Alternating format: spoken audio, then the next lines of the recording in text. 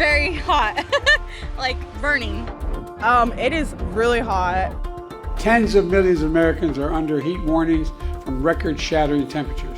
Overheated.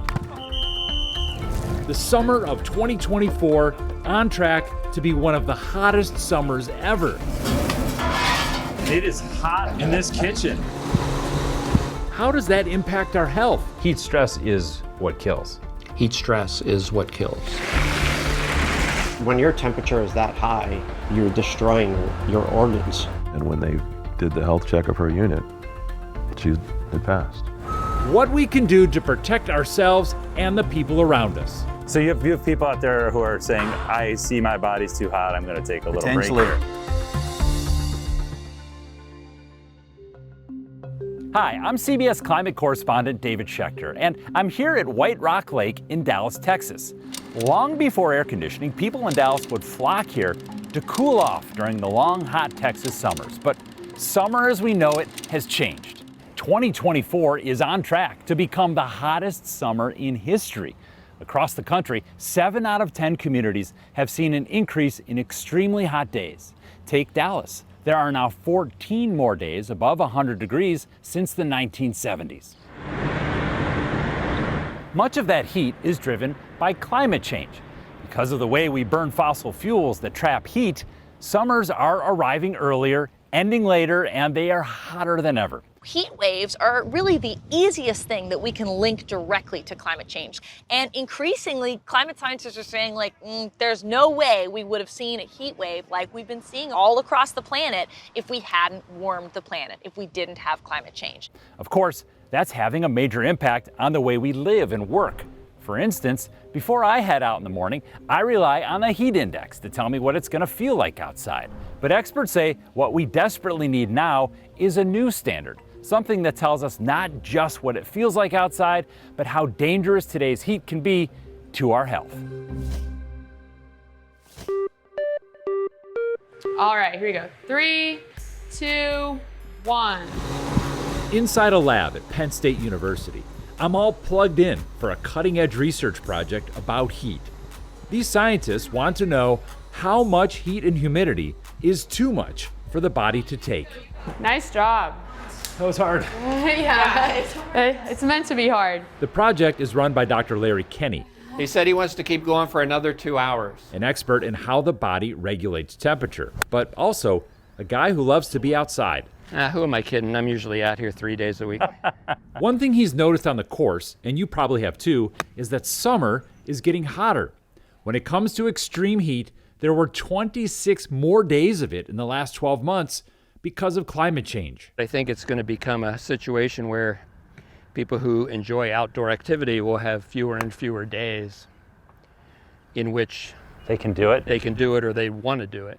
And Kenny is even more concerned about people who spend most of their time inside. Most of the people who die are over the age of 65. Most of them die, with the exception of homeless who are outdoors, most of them die in indoor environments because of lack of air conditioning. How does it feel, though? Feels like the low 90s. But Kenny says the heat index that is used to warn the public about heat is outdated and ineffective. While it does tell us what it feels like on our skin, it doesn't tell us the damage the heat and humidity do to our bodies, or what Kenny calls heat stress. Heat stress is what kills. Heat stress is what kills. When our body temperature goes up and we can't get rid of that heat, it puts a strain on the cardiovascular system. I feel like I'm a bit of a guinea pig right now. How does heat impact our bodies?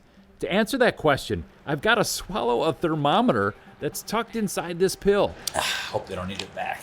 The pill will record my core temperature as the chamber floods with hot air and humidity. They have me pedal gently to simulate light activity like washing dishes or doing laundry. So far, so good. I would say right now it's 92 degrees in here. It's actually about 106 degrees in there. And they kept increasing the temperature from there. Fatigue is setting in. I'm close to very uncomfortable right now. Let's just go with it. I feel like I've been in here for an hour and 20 minutes. It's gotten very uncomfortable. And I'm sweating more. How'd I do? Great. Really nice profile where your core temperature went up, leveled off for a long period of time. until it got warm enough that it started going up again. It's going up again because my body can no longer compensate. For me, those conditions were a room temperature of 115 degrees Fahrenheit and 21% humidity. After that, it can get dangerous for extended exposure. It was 115 degrees in that room? It was. Oh my God. But it was so dry that it's not a burdensome type of heat stress. For the last 20 years, scientists have had a theory that anything above 95 degrees Fahrenheit and 100% humidity over an extended period was the danger zone. But that theory was never tested on human subjects. What Kenny's research found is the danger zone starts far lower at 87 degrees and 100% humidity. In a warming climate, that means more people will be in danger and sooner than predicted. That eastern sun coming up over Lake Michigan was like a ritual for her. You know, she'd read her Bible and she'd start to write. 72-year-old Gwen Osborne was a retired newspaper reporter in Chicago. She lived in this apartment building for seniors. Her son, Ken Rye. Ultimately, that was supposed to be the perfect place. Turned out not to be. Breaking news right now, Chicago firefighters are working to cool down a north side apartment building where 3 people were found dead. His mother died during an early heat wave in May of 2022. Her building had a policy of not turning on the air conditioning until the 1st of June, which would have been about 2 weeks later. After 3 consecutive days of above average temperatures, you know, they decided to do health checks. And when they did the health check of her unit, she had passed. I'm so sorry about that. You know, every now and again it kind of hits you. So, sorry. Do you think it's possible to develop a better standard? I think we are developing a better standard. Kenny says what we urgently need are real-time warnings about heat stress based on real studies of how heat impacts health. I think we need to look more inward at the human body in terms of how we respond to conditions of high heat and humidity, and then base new standards on those sorts of physiological responses. There it is. One of the few places that's happening is at the Australian Open tennis tournament, which has tested how athletes respond to extreme heat. The result is a 1 through 5 heat stress scale. Each level of the scale has a specific recommendation, like taking extended breaks or suspending play. Kenny says a similar scale can be tuned to the vulnerabilities of seniors. That, I think, would be more valuable, more valid, and more reliable in alerting the public. And, he hopes, give us a better understanding of how truly damaging heat and humidity can be, instead of learning that lesson the hard way. Your mom being the writer, what would be the headline of this story for her? We can do better for our seniors. We can do better for our seniors. Even if we had those kinds of improved standards, there will always be situations where people need emergency treatment for heat illness. You'd think the idea would be to get those kinds of patients to the hospital as fast as possible. But believe it or not, I learned that's exactly the wrong thing to do. Lots of ice. When you stack up Matt Willens against most paramedics, he has one more life-saving tool for patients overcome by the blazing Texas heat. You're the Iceman. Can I be Maverick, or how are we gonna do that? You can be Maverick. Okay, cool. Matt carries that ice with him every day in case there's a call for heat stroke. I'm gonna be part of the crew here for a little bit and learn how they do this, how they cool a patient down on the spot. I count of 3. 1, 2, 3. Up and move over. I help Matt put the patient in a We bag. can start dumping this on him. Pour in water. Literally just dump the bucket of ice over Dump him? the bucket of ice on him. Pour in Matt's ice. Really, it's just like, it's very simple. Yes. Now we're treating them in the field and making that difference. And that's could save their life. That is going to save their life. The protocol is known as Cool First, Transport Second. The National Association of EMS Officials recommends if a patient's core temperature is above 104, an ice bath immersion provides the most rapid cooling mechanism. Only after the temperature falls to 102.2 should the patient be transported to the hospital. It's a life-saving intervention that's more critical than ever as climate change makes our summers hotter and hotter. Tell me about Zach. I love talking about Zach.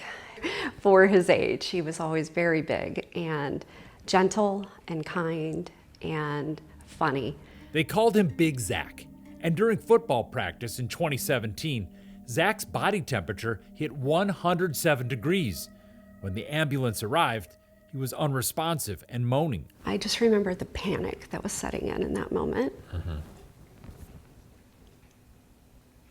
They were just assessing him and then loading him up to The instinct is, let's get to the hospital. load and go. But when a patient is overheated, the national recommendation is not load and go, it's cool first, transport second. However, across the country, only 11 states require ambulance services to follow that life-saving protocol. Zach died from organ failure 11 days after he collapsed. His mom believes if cool first, transport second had been followed, he might have survived. You know, as a mother, that first heartbeat is really important to hear on the sonogram. I heard his last heartbeat too. I am Lori Giordano. I am Zach Martin's mom. After years of advocacy, Lori worked with the Florida legislature to pass what they named the Zachary Martin Act, a law requiring, among other things, on-site ice baths at all outdoor athletic events in Florida. But she's not stopping at high school sports. She wants all of the nation's ambulances to cool heat victims on the spot. If we can get the first response to be cool, then that's going to be where the lives are saved. In a world that's getting hotter, this is a life-saving solution that's not required in most of the country.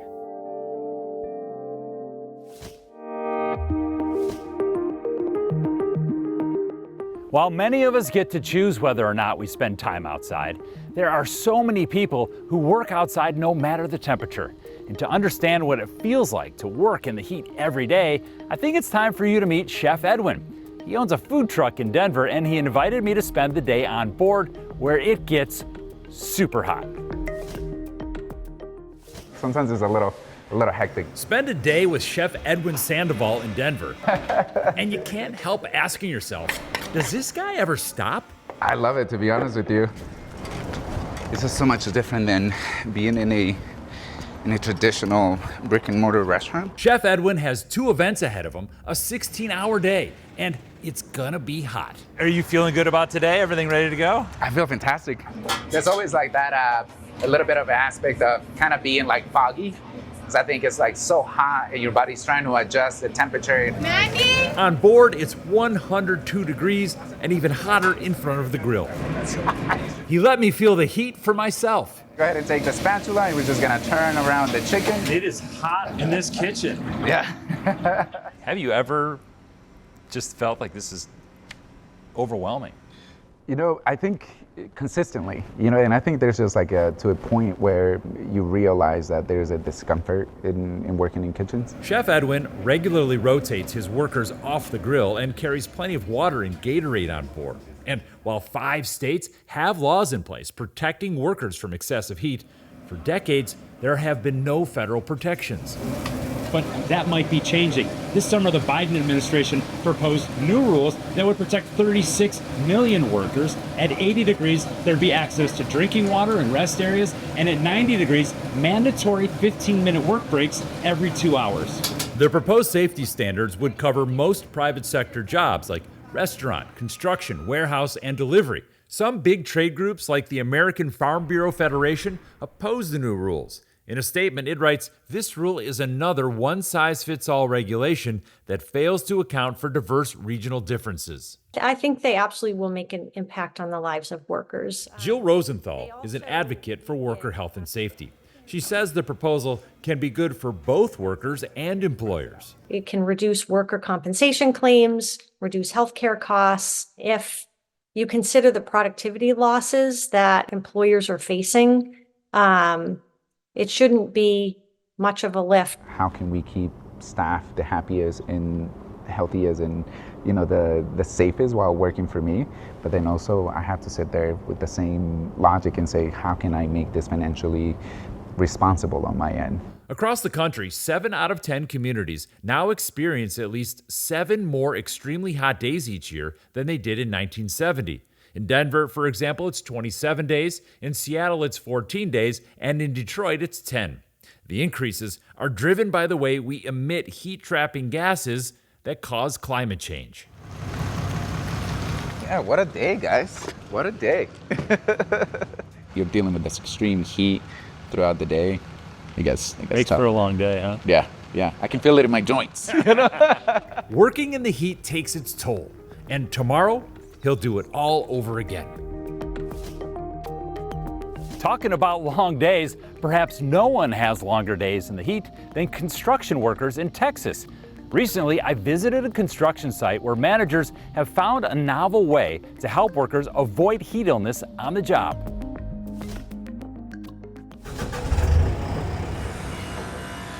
First time I came to Dallas was June of 2008. In Ross Daly's homeland of Scotland, summer means 60-degree temperatures. Does being from Scotland give you a special appreciation for the risks of the heat here in Texas? Back home, if it got to this temperature, we'd be shutting the job sites down because it's too hot. As a construction safety officer, he uses technology to protect his workers from the heat.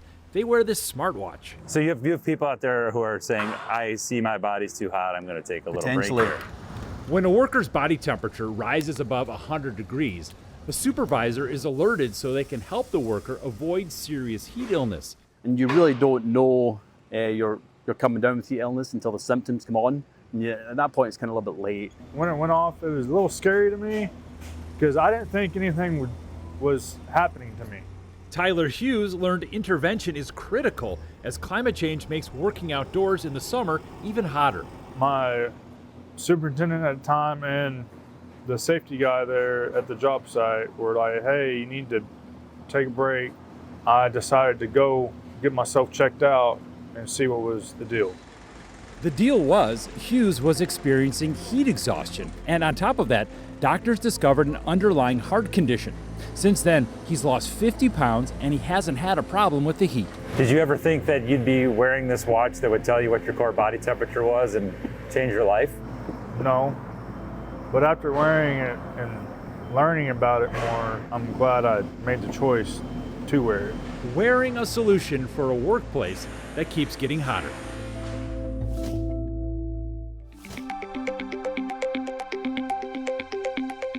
Can you tell me what the high temperature was last Thursday? Probably not. While we might notice that summers are getting hotter, when it comes to weather, our memories are not very reliable. Good thing we have meteorologists like Jessica Birch from CBS Bay Area to track the trends of summer heat. 2024 is currently on track globally to be even hotter than last year, which means that this year could be the Earth's newest hottest year on record. Taking a look at the difference between the number of daily record high temperatures in the U.S. so far compared to record lows, well, not only has there been nearly 3 times as many record highs as record lows, but some of those record highs have been all-time records. For example, we have Logan, Utah, and Redding, California, which is one of the sunniest cities in America. So the real question is why? Well, for stretches this year, we've been dealing with a huge area of high pressure parked over some portion of the country. In June, there was a dome of high pressure over the Midwest and the Northeast, and actually since then, it's been mostly parked over the West. These ridges are like a mountain of hot air that brings relentless heat to the states underneath them. And for the next 3 months, this pattern isn't expected to change too much. It's likely most of the country experiences above normal temperatures through at least October, and that further contributes to a record warm year around the globe. Thanks, Jessica. You know, climate change is also playing a big role in driving those extreme temperatures. For example, this past June, 165 million Americans and almost 5 billion people worldwide lived through an oppressive heat wave. According to the nonprofit Climate Central, that heat wave was made 3 times more likely because of climate change.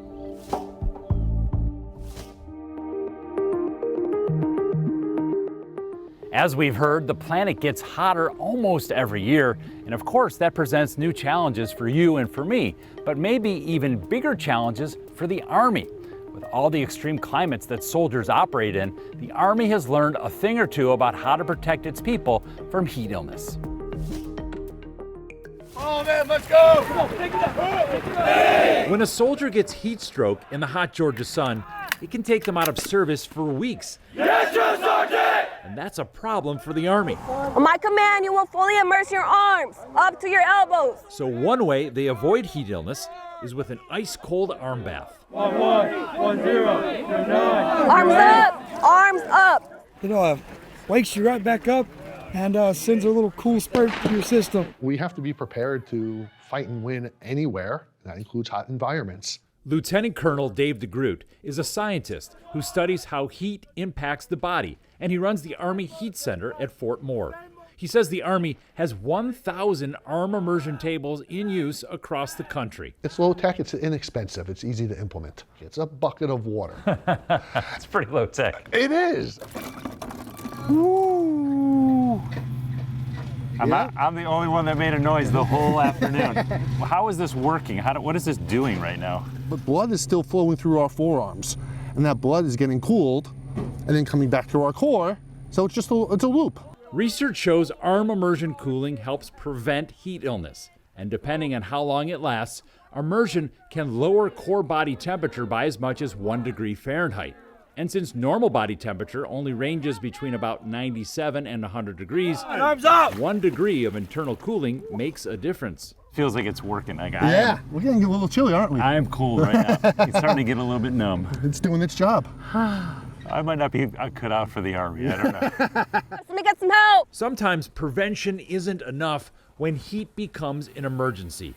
This is a drill for an intervention called ice sheeting, developed at Fort Moore using a cooler, ice water, and bed sheets. The idea is to rapidly cool a severe heat victim on site before transporting them to the hospital. The intent is we want to cover as much surface area on the body as possible. Fresh, cold ice sheets get swapped in every 3 minutes until an ambulance arrives. Have you ever had to actually do that to a patient? Yes. How many times have you done that? Probably more than 10. And ice sheeting is effective. Before the Army Heat Center began extensive training on ice sheeting in 2019, there were 95 cases of heat stroke a year. By 2022, cases went down to 35. Solutions to keep the Army moving that are cheap, fast, effective, and on a hotter planet, more urgently needed than ever. As the climate changes and gets warmer, how do these things become more important? As it's getting warmer out, it's going to be harder and harder for people like Drill Sergeant Mesa and all of our instructors out here. It's going to get more challenging. Arms up! You probably realize the summers that you and I grew up with have changed. They are more extreme. Today, we're overheated. And if we don't change the way we live our modern lives and burn much less fossil fuel, that heating will continue. But as we've seen, there are things we can do to protect ourselves and each other today. I'm David Schechter. Thanks for watching.